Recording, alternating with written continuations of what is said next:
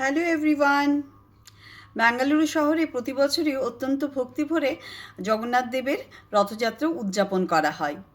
2026 সালের রথযাত্রার মূল দিনটা হচ্ছে বৃহস্পতিবার 16ই জুলাই।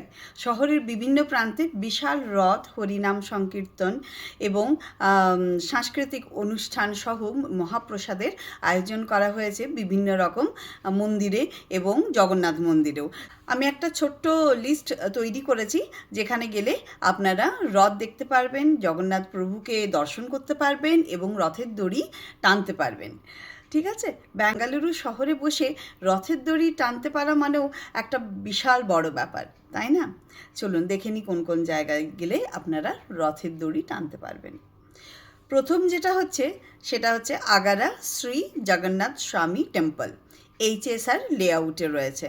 বেঙ্গালুরুর অন্যতম বৃহৎ ওড়িয়া ঐতিহ্যের রথযাত্রা এখানে অনুষ্ঠিত হয়, আর এটা বিকেলে 3টে থেকে 6টা পর্যন্ত বিশাল রথযাত্রা, ভজন, কীর্তন এবং মহাপ্রসাদের আয়োজন থাকবে। দ্বিতীয় হচ্ছে ইস্কনের বৈকুণ্ঠ হিল। ইস্কনের বৈকুণ্ঠ হিলেও এখানে রথ টানা হয় এবং হরিনাম সংকীর্তন করা হবে এবং সাংস্কৃতিক অনুষ্ঠান এবং সকল ভক্তদের জন্য বিনামূল্যে মহাপ্রসাদের ব্যবস্থাও রয়েছে। 3 নম্বর হচ্ছে ইস্কন হরেকৃষ্ণ ফিল্ডস, যেটা হোয়াইটফিল্ডে রয়েছে। হোয়াইটফিল্ডের ইস্কনের উদ্যোগে বিকেল 4টে থেকে বর্ণাঢ্য রথযাত্রা, শোভাযাত্রা এবং উৎসবের আয়োজন করা হয়েছে। আর 4 নম্বর হচ্ছে শ্রী জগন্নাথ মন্দির শারজাপুর। শারজাপুরেও এটা নতুন হয়েছে, শ্রী জগন্নাথ মন্দির, এটা শারজাপুরে রয়েছে। Royal and grand palace Sompura gate যেখানে রয়েছে, সোমপুরা গেটেই অবস্থিত। এই মন্দিরের বার্ষিক রথযাত্রার পাশাপাশি 18 এবং 19শে জুলাই দিব্যোৎসবম এবং ভক্তিসার সাংস্কৃতিক অনুষ্ঠানের আয়োজন করা হয়েছে। 5 নম্বর হচ্ছে ভারতীয় সিটি, যেটা থানি সান্দ্রাতে রয়েছে। 24শে জুলাই এনারা শুক্রবার বিকেল 4টা থেকে রথযাত্রা, শোভাযাত্রা, সাংস্কৃতিক অনুষ্ঠান এবং প্রসাদ ভোজের মাধ্যমে বৃহৎ কমিউনিটি উদযাপনের আয়োজন করেছেন। আপনারা তাহলে অবশ্যই রথযাত্রা সেলিব্রেশন করুন। আর সবথেকে বড় কথা হচ্ছে রথের দড়ি টানতে পারা যাবে, এর থেকে বড় কিছু আর হতে পারে না।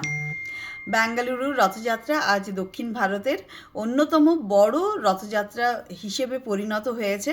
বিভিন্ন ভাষা এবং সাংস্কৃতিক মানুষ একসঙ্গে এই উৎসবে অংশ নেন এবং রথ টানা, হরিনাম সংকীর্তন, ভজন ও মহাপ্রসাদ ভক্তদের বিশেষভাবে আকর্ষণ করে। শহরের বিভিন্ন প্রান্তে আয়োজিত রথযাত্রা ভক্তি, ঐক্য এবং সাংস্কৃতিক এক অনন্য মেলবন্ধন বলতেই পারা যায়।